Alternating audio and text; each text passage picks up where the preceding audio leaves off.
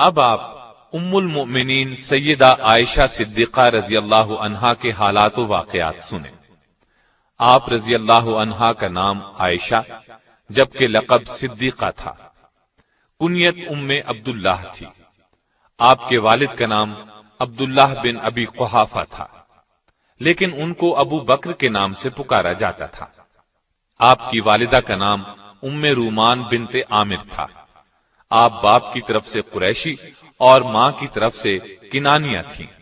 اس حساب سے سیدہ عائشہ رضی اللہ عنہا کا نسب نبی اکرم صلی اللہ علیہ وسلم سے 7ویں پشت پر اور ماں کی طرف سے 11ویں پشت پر مل جاتا ہے۔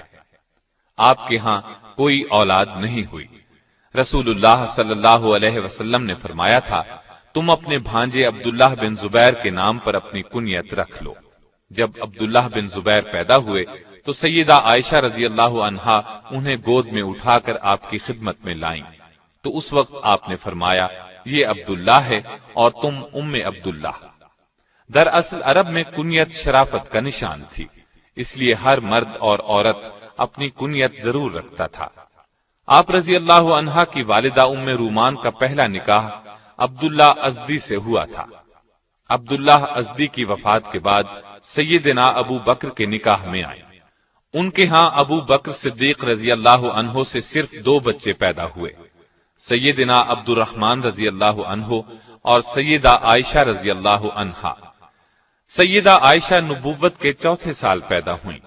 صحیح بخاری میں سیدہ عائشہ رضی اللہ عنہا کا اپنا بیان ہے کہ 6 سال کی عمر میں نبی صلی اللہ علیہ وسلم کے ساتھ میرا نکاح ہوا اور 9 سال کی عمر میں رخصتی ہوئی۔ اب میں نکاح کے طے ہونے کی تھوڑی سی تفصیل بیان کرتا ہوں۔ سیدہ خدیجہ رضی اللہ عنہا نبوت کے 10ویں سال انتقال کر گئیں۔ رسول اللہ صلی اللہ علیہ وسلم غمگسار بیوی کی وفات کے بعد اکثر غمگین رہتے تھے۔ صحابہ کرام نے یہ صورتحال دیکھ کر آپ سے اس بارے میں بات کی اور تجویز پیش کی کہ آپ دوسرا نکاح کر لیں۔ آپ نے فرمایا، ٹھیک ہے۔ صحیح بخاری میں ہے کہ نبی صلی اللہ علیہ وسلم کی طرف سے عائشہ صدیقہ رضی اللہ عنہا کے ساتھ نکاح کرنے کا پیغام سیدہ عائشہ کے ولی اور والد سیدنا ابو بکر صدیق رضی اللہ عنہ کو پہنچا تو انہوں نے کہا، میں تو آپ صلی اللہ علیہ وسلم کا بھائی ہوں، تو عائشہ کا نکاح آپ سے کیسے ہو سکتا ہے؟ اس پر نبی صلی اللہ علیہ وسلم نے فرمایا، تم میرے دینی بھائی ہو، نسبی نہیں، لہذا میرے ساتھ عائشہ کا نکاح ہو سکتا ہے، وہ میرے لیے حلال ہے۔ اس طرح نبی صلی اللہ علیہ وسلم کے ساتھ عائشہ رضی اللہ عنہا کا نکاح ہوا اور حق مہر 500 درہم مقرر ہوا۔ نکاح بہت سادگی سے ہوا۔ سیدہ عائشہ فرماتی ہیں کہ نبی اکرم صلی اللہ علیہ وسلم نے ایک روز فرمایا، اے عائشہ، نکاح سے پہلے تم مجھے 2 مرتبہ دکھائی گئیں۔ جبریل ریشم کے کپڑے میں کوئی چیز لپیٹ کر لائے اور کہا، یہ آپ کی بیوی ہیں۔ میں نے کپڑے کو کھولا تو وہ تم تھی۔ چنانچہ میں نے کہا، اگر یہ اللہ تعالیٰ کا فیصلہ ہے تو اللہ ضرور کرے گا۔ امام سہیلی نے الاجابہ میں لکھا ہے کہ اس میں شک نہیں، انبیاء کا خواب وہی ہوتا ہے۔ گویا بذریعہ وحی نبی صلی اللہ علیہ وسلم کو اس نکاح کے بارے میں بتایا گیا۔ نکاح کے بعد 3 سال تک سیدہ عائشہ رضی اللہ عنہا اپنے میکے میں رہی۔ ہجرت کے بعد انتہائی سادگی سے رخصتی ہوئی۔ اس وقت رسول اللہ صلی اللہ علیہ وسلم کے پاس ضیافت کے لیے دودھ کے ایک پیالے کے سوا کچھ نہیں تھا۔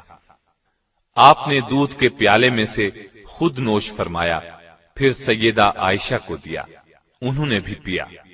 رخصتی کے وقت آپ کی عمر 9 سال تھی۔ رخصتی شوال 1 ہجری میں ہوئی۔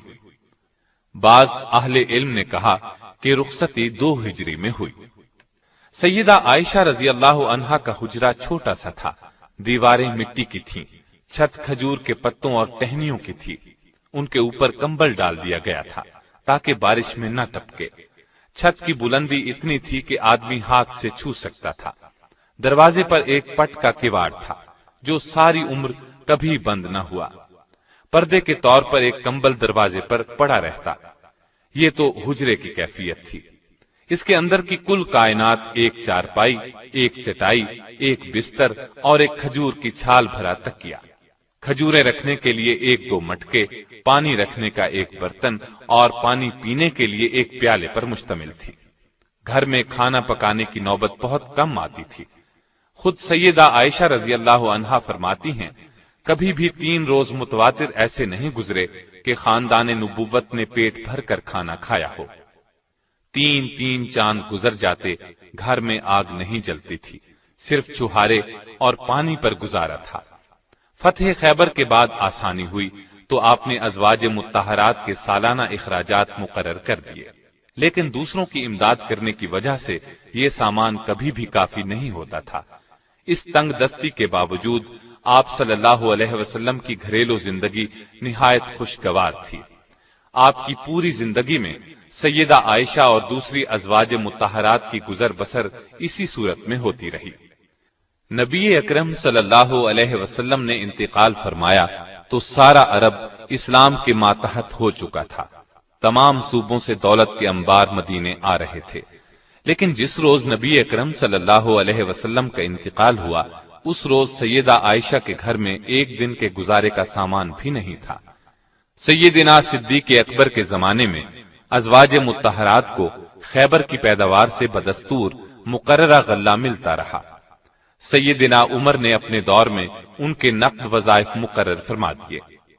سیدہ عائشہ کو 12,000 درہم سالانہ ملتے تھے، جبکہ باقی ازواج مطہرات کو 10,000 درہم ملتے تھے۔ یہاں قابل ذکر بات یہ ہے کہ جس روز سیدہ عائشہ کو یہ وظیفہ ملتا تھا، اس شام بھی گھر میں فاقہ ہوتا تھا، اس لیے کہ وہ سب کچھ تقسیم کر دیتی تھی۔ نبی صلی اللہ علیہ وسلم کو سیدہ عائشہ سے بہت محبت تھی، اور یہ بات صحابہ کو بھی بخوبی معلوم تھی۔ چنانچہ یہ حضرات بھی اسی روز تحائف وغیرہ بھیجتے تھے جس روز آپ کی باری سیدہ عائشہ کے ہاں ہوتی تھی۔ آپ اکثر سیدہ کے ساتھ ایک ہی برتن میں کھانا تناول فرماتے تھے، اور عموماً اسی جگہ سے بوٹی اور ہڈی کھاتے جس جگہ سے سیدہ عائشہ نے کھائی ہوتی۔ ایک سفر میں سیدہ عائشہ آپ کے ساتھ تھیں۔ آپ نے صحابہ کرام رضوان اللہ علیہم اجمعین کو آگے بڑھ جانے کا حکم دیا اور سیدہ سے فرمایا، آؤ دوڑ لگا، دیکھیں کون آگے نکلتا ہے۔ چنانچہ دوڑ شروع ہوئی۔ سیدہ دبلی پتلی تھیں، آگے نکل گئیں۔ کئی سال بعد پھر اسی قسم کا موقع آیا۔ آپ نے فرمایا، آؤ دوڑ لگائیں۔ اس وقت تک سیدہ بھاری بھرکم ہو گئی تھیں۔ اس مرتبہ آپ آگے نکل گئے اور فرمایا، یہ اس روز کا جواب ہے۔ ایک مرتبہ رسول اللہ صلی اللہ علیہ وسلم نے فرمایا، عائشہ، جب تم مجھ سے خوش ہوتی یا ناراض ہوتی ہو تو مجھے پتہ چل جاتا ہے۔ سیدہ نے پوچھا، وہ کیسے؟ آپ نے فرمایا، ناراض ہوتی ہو تو کہتی ہو ابراہیم کے رب کی قسم، خوش ہوتی ہو تو کہتی ہو محمد کے رب کی قسم۔ یہ سن کر سیدہ نے عرض کیا، اے اللہ کے رسول، صرف زبان سے نام چھوڑتی ہوں، دل میں تو آپ ہی بسے ہوتے ہیں۔ گھر میں اگرچہ خادمہ موجود تھی، لیکن نبی صلی اللہ علیہ وسلم کا ہر کام سیدہ عائشہ صدیقہ اپنے ہاتھوں سے کرتی تھیں۔ آٹا خود پیستی تھیں، خود گوندتی تھیں، کھانا خود پکاتی تھیں، آپ کا بستر اپنے ہاتھ سے بچھاتی تھیں، وضو کا پانی خود لا کر دیتی تھیں، قربانی کے اونٹوں کا قلادہ خود بڑھتی تھیں، آپ صلی اللہ علیہ وسلم کے سر میں کنگھی خود کرتی تھیں، کپڑے خود دھوتی تھیں، اور سوتے وقت مسواک اور پانی آپ کے سرہانے خود رکھتی تھیں۔ ہر معاملے میں آپ کی پسند اور خوشی کا ہر وقت خیال رکھتی تھیں۔ شعبان 5 ہجری میں حضرت عائشہ صدیقہ رضی اللہ عنہا کے ساتھ ایک عجیب واقعہ پیش آیا۔ اس واقعے نے نہ صرف آپ کی بلکہ خود رسول اللہ صلی اللہ علیہ وسلم کی زندگی مبارک میں بھی ہلچل مچا دی۔ اس واقعے کو واقعہ افک کہتے ہیں۔ یہ واقعہ صحیح بخاری اور دوسری کتب احادیث میں بھی موجود ہے۔ شعبان 5 ہجری میں نبی اکرم صلی اللہ علیہ وسلم نے غزوہ بنی مستلق کے لیے سفر کی تیاری کی۔ صحابہ رضی اللہ عنہم کی ایک اچھی بھلی تعداد آپ کے ساتھ تھی۔ منافقوں کو اندازہ تھا کہ اس معرکے میں कोई खूंरेज जंग तो होगी नहीं, लिहाजा उनकी भी बड़ी तादाद इस्लामी फौज में शामिल हो गई। इससे पहले मुनाफिक इतनी बड़ी तादाद में कभी शामिल नहीं हुए थे। इस सफर में सैयदा आयशा रज़ियल्लाहु अन्हा आप सल्लल्लाहु अलैहि वसल्लम के साथ थीं। चलते वक्त आपने अपनी बड़ी बहन सैयदा अस्मा रज़ियल्लाहु अन्हा का हार पहनने के लिए मांग लिया। वो हार आपके गले में था।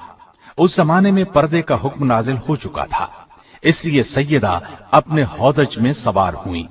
जब उन्हें उतारा जाता तो हौदज समेत उतारा जाता। हौदज पर पर्दे लटके रहते। उस जमाने में आप बहुत कमजोर और दुबली पतली थी। चुनाचे हौदज उठाने वालों को कुछ महसूस नहीं होता था कि सैयदा उसमें सवार भी हैं या नहीं। गज़वा बनी मुस्तलिक से वापसी पर मदीने के करीब एक मकाम पर नबी अकरम सल्लल्लाहु अलैहि वसल्लम ने क़याम फरमाया। रात के पिछले पहर काफिले को रवानगी का हुक्म पहले ही दे दिया गया था, लेकिन सैयदा को इस हुक्म का इल्म नहीं था। काफिले की रवानगी से कुछ देर पहले सैयदा अपने हौदज से निकलकर क़ज़ाए हाजत के लिए काफिले से दूर निकलकर आड़ में चली गईं। फारिग होकर लौटी तो गले पर हाथ लगा, देखा तो हार नहीं था। बहुत घबराई और वहीं वापस जाकर हार तलाश करने लगी। सैयदा का ख्याल था अभी लौट आऊंगी, इसलिए किसी को न बताया कि वो उस तरफ जा रही हैं। उधर काफिला चूंकि रवानगी के लिए तैयार था, इसलिए खादिमों ने ख्याल किया कि सैयदा अपने हौदज में हैं। उन्होंने हौदज को ऊंट पर रखा और कूच किया। हौदज को ऊंट पर रखते वक्त उन्हें उसके हल्के होने का एहसास न हुआ, इसलिए कि सैयदा आयशा रज़ियल्लाहु अन्हा का वजन बहुत कम था। लश्कर तो वहां से रवाना हो गया। इधर उन्हें हार मिल गया। ये हार लेकर लौटी तो लश्कर वहां से जा चुका था। बहुत परेशान हुई। फिर ख्याल फरमाया कि जब रसूलुल्लाह सल्लल्लाहु अलैहि वसल्लम अगले मकाम पर पहुंचकर मुझे नहीं पाएंगे तो फिर मेरी तलाश में आदमी भेजेंगे। चुनाचे आप उसी जगह चादर ओढ़कर लेट गईं और उन्हें नींद ने आ लिया। सहाबी रसूल सफवान बिन मुअत्तल सुलमी रज़ियल्लाहु अन्हु फौज की गिरी पड़ी चीजों को उठाने के लिए लश्कर के पीछे रहते थे। सुबह के वक्त वो उस जगह पहुंचे जहां लश्कर ने रात को पड़ाव किया था। उस जगह पहुंचते ही अचानक उनकी नजर सैयदा आयशा रज़ियल्लाहु अन्हा पर पड़ी। देखते ही उन्होंने आपको पहचान लिया, इसलिए कि पर्दे के हुक्म से पहले उन्होंने सैयदा को देखा हुआ था। देखते ही उन्होंने इन्ना लिल्लाहि व इन्ना इलैहि राजिऊन पढ़ा। उनकी आवाज सुनकर सैयदा की आंख खुल गई। उन्होंने अपना मुंह फौरन चादर में छुपा लिया। सैयदा आयशा खुद फरमाती हैं, अल्लाह की कसम, सफवान ने मुझसे बात की, न उनकी जबान से सिवाय इन्ना लिल्लाह के कोई और कलिमा सुना। सैयदना सफवान रज़ियल्लाहु अन्हु ने अपना ऊंट सैयदा के करीब बिठा दिया। ऊंट सामने करके सफवान खुद पीछे हट गए। सैयदा ऊंट पर सवार हो गई तो सफवान मुहार पकड़कर अगली मंजिल की तरफ रवाना हो गए और दोपहर के वक्त इस्लामी लश्कर में जा पहुंचे। ये एक बिल्कुल मामूली वाकया था और सफर में अक्सर ऐसा होता रहता था, लेकिन लश्कर में मुनाफिकीन भी मौजूद थे। वो भला ये मौका हाथ से क्यों जाने देते। उन्होंने सैयदा आयशा रज़ियल्लाहु अन्हा पर बददामनी का इल्जाम लगा दिया, गोया अब वो पाक दामन नहीं रही। नऊज़ु बिल्लाह। मदीना तैयबा पहुंचकर सैयदा बीमार हो गई। 1 महीना बीमारी में गुजर गया, लेकिन मुनाफिकीन ने इस अरसे में इस वाकया को खूब हवा दी। नेक दिल मुसलमानों ने इस अफवाह को सुनते ही कानों को हाथ लगाए और कहा, सुभान अल्लाह, इतना बड़ा इल्जाम। अब्दुल्ला बिन उबई और दूसरे मुनाफिकीन के अलावा इस साजिश में 3 मुसलमान हस्सान बिन साबित, हमना बिन्त जहश और मिस्ता शामिल थे। उम्मे मिस्ता सैयदा आयशा की मामूजाद बहन थी। उनका बेटा मिस्ता इस मामले में पेश था। ये मुनाफिकों के प्रोपेगंडे का शिकार हो गए, बदगुमान हो गए। सैयदा के खिलाफ मदीने में जो तूफान उठाया गया, सैयदा आयशा को इस बारे में कतन कोई इल्म न था। वो तो मदीने पहुंचते ही बीमार हो गई थी और 1 माह तक बीमार रहीं। लेकिन इस दौरान में रसूलुल्लाह सल्लल्लाहु अलैहि वसल्लम का आपसे वो सलूक नहीं रहा था। पहले जब आप बीमार होती तो रसूलुल्लाह सल्लल्लाहु अलैहि वसल्लम सैयदा आयशा रज़ियल्लाहु अन्हा की दिलजोई करते और हर वक्त ख्याल रखते थे, लेकिन इस दफा सूरत हाल इससे मुख्तलिफ थी। आप सल्लल्लाहु अलैहि वसल्लम आकर हाल पूछते और चले जाते। इस बिना पर आप बहुत परेशान थी और ये चीज आपकी बीमारी में इजाफा कर रही थी, लेकिन वजह उनकी समझ में नहीं आ रही थी। सैयदा आयशा रज़ियल्लाहु अन्हा खुद फरमाती हैं, एक दिन मैं और उम्मे मिस्ताह क़ज़ाए हाजत के लिए जंगल की तरफ जा रही थी कि रास्ते में उम्मे मिस्ताह को ठोकर लगी। ठोकर लगने पर उन्होंने अपने बेटे को बद्दुआ दी। मैंने उनसे कहा, तुम ऐसे शख्स को क्यों बद्दुआ देती हो जो बद्र में शरीक हुआ? उम्मे मिस्ताह ने कहा, ए भोली भाली, तुम्हें उस किस्से की खबर नहीं? मैंने हैरान होकर पूछा, कौन सा किस्सा? तब उम्मे मिस्ताह ने सारा किस्सा कह सुनाया। ये सुनते ही मेरे पांव तले से जमीन निकल गई। मरज में और शिद्दत आ गई, लर्जा तारी हो गया। इस कदर सदमा हुआ कि जी चाहा किसी कुएं में गिर जाऊं। जब नबी करीम सल्लल्लाहु अलैहि वसल्लम तशरीफ लाए तो मैंने आपसे अपने वालिदैन के यहाँ जाने की इजाजत चाही ताकि उनके जरिए से तहकीक करूं। आप सल्लल्लाहु अलैहि वसल्लम ने इजाजत दे दी। मैं वालिदैन के घर आ गई। अपनी माँ से पूछा, क्या आपको मालूम है लोग मेरे बारे में क्या कहते हैं? माँ ने कहा, बेटी तू रंज न कर, दुनिया का तो यही तरीका है।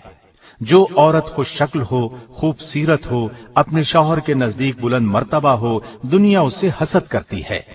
हसद करने वाली औरतें उसके पीछे पड़ जाती हैं।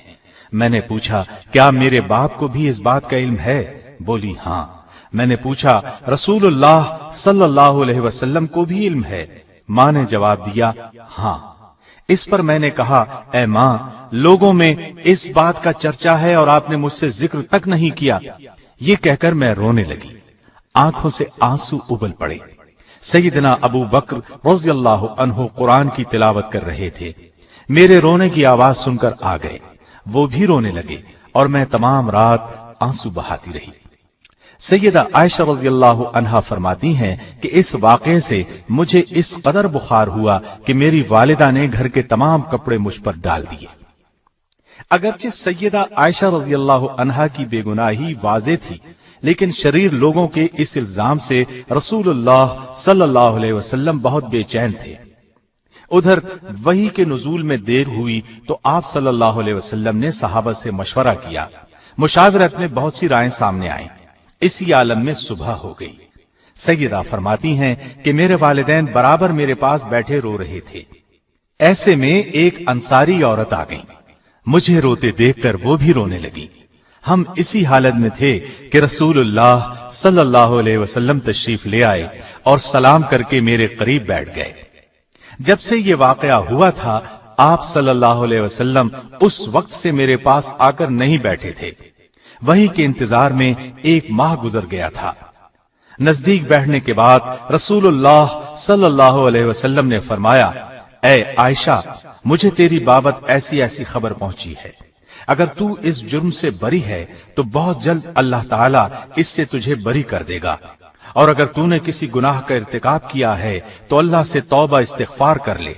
इसलिए कि बंदा जब अपने गुनाह का इकरार करता है और अल्लाह की तरफ रुजू करता है तो अल्लाह उसकी तौबा कबूल करता है। सैयदा फरमाती हैं, जब रसूलुल्लाह सल्लल्लाहु अलैहि वसल्लम ने अपनी ये बात खत्म की तो मैंने जवाब दिया, अल्लाह की कसम, मैं उस चीज से कभी तौबा नहीं करूंगी जिसका इल्जाम ये लोग मुझे देते हैं। मैं तो वही कहूंगी जो यूसुफ अलैहिस्सलाम के वालिद ने कहा था।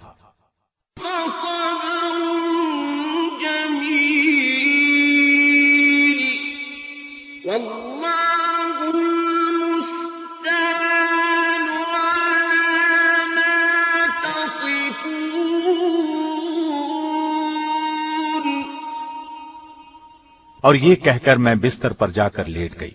उस वक्त मुझे यकीन हो चुका था कि अल्लाह ताला मेरी मदद जरूर फरमाएगा।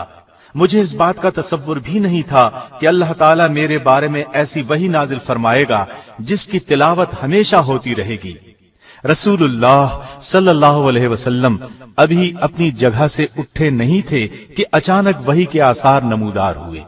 باوجود سردی کے آپ صلی اللہ علیہ وسلم کی پیشانی مبارک سے موتیوں کی طرح پسینے کے قطرے ٹپکنے لگے۔ جو ہی وحی کا نزول ختم ہوا، آپ صلی اللہ علیہ وسلم کا چہرہ انور مسرت اور خوشی سے چمک اٹھا۔ آپ نے مسکراتے ہوئے پیشانی سے پسینہ پونچھا، میری طرف متوجہ ہوئے، اور پہلا کلمہ جو آپ صلی اللہ علیہ وسلم کی زبان مبارک سے نکلا وہ یہ تھا: عائشہ، تمہیں خوشخبری ہو، بے شک اللہ تعالیٰ نے تمہاری برات نازل کی ہے۔ یہ سنتے ہی میری والدہ نے کہا، عائشہ اٹھو، اپنے خاوند کا شکریہ ادا کرو۔ اس پر میں نے کہا، میں اپنے اللہ کا شکر ادا کروں گی جس نے میری برات نازل فرمائی، میں کسی اور کی ممنون نہیں۔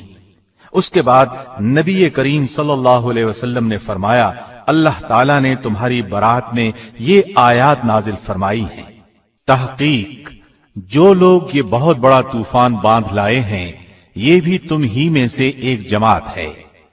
تم اسے اپنے لیے برا نہ سمجھو، بلکہ یہ تو تمہارے حق میں بہتر ہے۔ ہاں، ان میں سے ہر شخص پر اتنا ہی گناہ ہے جتنا اس نے کمایا ہے، اور ان میں سے جس نے اس کے بہت بڑے حصے کو سر انجام دیا ہے، اس کے لیے عذاب بھی بہت بڑا ہے۔ اس بات کو سنتے ہی مسلمان مردوں اور مسلمان عورتوں نے اپنے لیے نیک گمان کیوں نہ کیا اور کیوں نہ کہا، یہ سری بہتان ہے، اور اس پر 4 گواہ کیوں نہ لائے؟ پس جب یہ لوگ گواہ نہیں لائے تو یہ لوگ یقیناً اللہ کے نزدیک جھوٹے ہیں۔ اگر تم پر دنیا اور آخرت میں اللہ کا فضل اور مہربانی نہ ہوتی تو یقیناً تم نے جس بات کے چرچے شروع کر رکھے تھے اس بارے میں تمہیں سخت عذاب پہنچتا، جبکہ تم اسے اپنی زبانوں سے نقل در نقل کرنے لگے اور اپنے منہ سے وہ بات نکالنے لگے جس کی تمہیں تحقیق نہ تھی۔ تم اسے ہلکی بات سمجھتے رہے، جبکہ اللہ کے نزدیک بہت بڑی بات تھی۔ اور تم نے ایسی بات کو سنتے ہی کیوں نہ کہہ دیا کہ ہمیں ایسی بات منہ سے نکالنی بھی لائق نہیں؟ تمہیں یہ کہنا چاہیے تھا، یا اللہ تو پاک ہے، یہ تو بہت بڑا بہتان اور تہمت ہے۔ اللہ تعالیٰ تمہیں نصیحت کرتا ہے کہ آئندہ ایسی حرکت نہ کرنا اگر تم ایمان والے ہو، اور اللہ تعالیٰ تمہارے لیے اپنے احکام واضح طور پر بیان کرتا ہے، اور اللہ علیم اور حکیم ہے۔ تحقیق جو لوگ مسلمانوں میں برائی پھیلانے کے آرزو مند رہے ہیں، ان کے لیے دنیا اور آخرت میں دردناک عذاب ہے، اور اللہ خوب جانتا ہے اور تم نہیں جانتے۔ اور اگر تم پر اللہ کا فضل اور رحم نہ ہوتا تو تم تباہ ہو جاتے۔ بے شک اللہ شفقت کرنے والا اور رحیم ہے۔ جو ہی نبی کریم صلی اللہ علیہ وسلم یہ آیات تلاوت کر کے فارغ ہوئے، سیدنا ابو بکر رضی اللہ عنہ اٹھے اور سیدہ عائشہ رضی اللہ عنہا کی پیشانی کو چوم لیا۔ اس کے بعد آپ صلی اللہ علیہ وسلم مسجد میں تشریف لائے اور مجمع عام میں ان آیات کی تلاوت فرمائی۔ پھر ان 3 حضرات مصطح بن اساسہ، حسان بن ثابت اور حمنہ بنت جحش رضی اللہ عنہم پر حد قذف جاری کی۔ 80 درے مارے گئے جو اپنی سادہ لوہی کی بنا پر منافقین کے دھوکے میں آ گئے تھے۔ ان لوگوں نے اپنی غلطی سے توبہ کی، اور عبداللہ بن ابی کے بارے میں مشہور قول یہ ہے کہ اس پر حد جاری نہیں کی گئی، اس لیے کہ وہ منافق تھا۔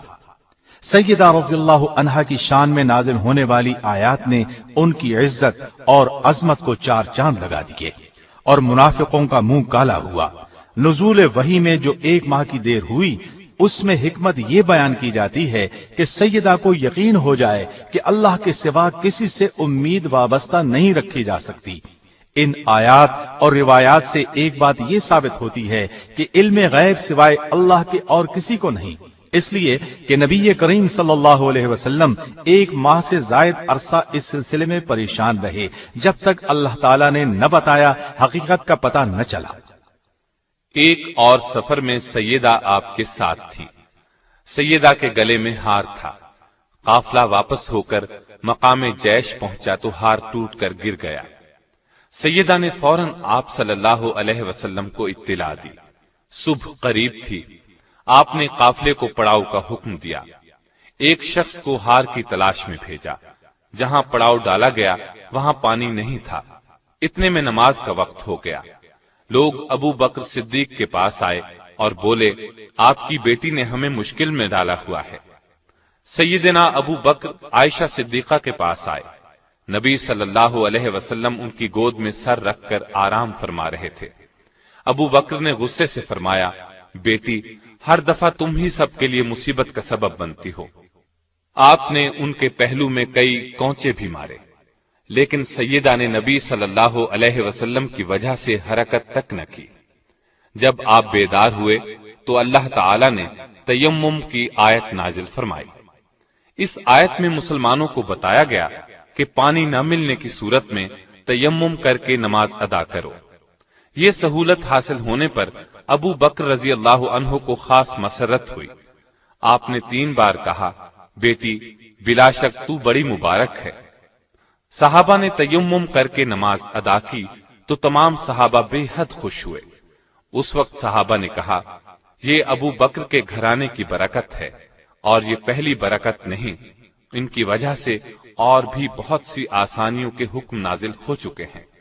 سیدہ عائشہ جوانی میں بیوہ ہو گئیں۔ آپ رضی اللہ عنہا نے رسول اللہ صلی اللہ علیہ وسلم کے ساتھ صرف 9 سال گزارے۔ رسول اللہ صلی اللہ علیہ وسلم کی وفات کے وقت عائشہ صدیقہ رضی اللہ عنہا کی عمر صرف 18 برس تھی۔ نبی صلی اللہ علیہ وسلم نے اپنی زندگی کے آخری دن سیدہ عائشہ کے حجرے میں گزارے، انہی کی آغوش میں انتقال فرمایا۔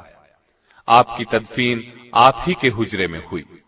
آپ کے بعد سیدہ نے 50 سال بیوگی کی زندگی گزاری۔ نبی صلی اللہ علیہ وسلم کے بعد سیدہ عائشہ صدیقہ رضی اللہ عنہا کے والد خلیفہ بنے، 2.25 سال تک خلیفہ رہے، پھر ان کا بھی وقت آن پہنچا۔ ان کے بعد سیدنا فاروق اعظم خلیفہ ہوئے۔ ان کے زمانے میں تمام ازواج مطہرات کو 10-10 ہزار اور سیدہ عائشہ کو 12,000 سالانہ وظیفہ دیا جاتا تھا۔ جو ہی یہ سالانہ خرچ ملتا غریبوں میں تقسیم کر دیا جاتا۔ سیدہ عائشہ رضی اللہ عنہا سیدنا عثمان، سیدنا علی اور سیدنا حسن بن علی رضی اللہ عنہم کے ادوار خلافت میں بقید حیات رہیں، حتیٰ کہ سیدنا امیر معاویہ رضی اللہ عنہ کی مدت خلافت ختم ہونے سے 2 سال پہلے 17 رمضان المبارک 58 ہجری کو انتقال کیا۔ اس وقت آپ رضی اللہ عنہا کی عمر 63 برس تھی۔ اس حساب سے انہوں نے خلافت معاویہ میں اپنی عمر کے آخری 18 سال بسر کیے۔ آپ کی وفات پر سارا مدینہ بلکہ پوری دنیا اسلام غم میں ڈوب گئی۔ اللہ تعالی نے آپ کو اولاد مرحمت نہیں فرمائی۔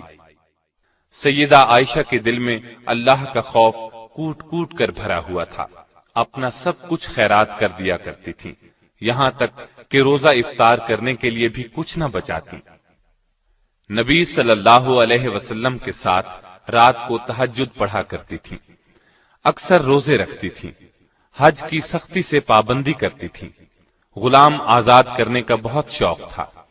ایک مرتبہ 40 غلام آزاد کیے۔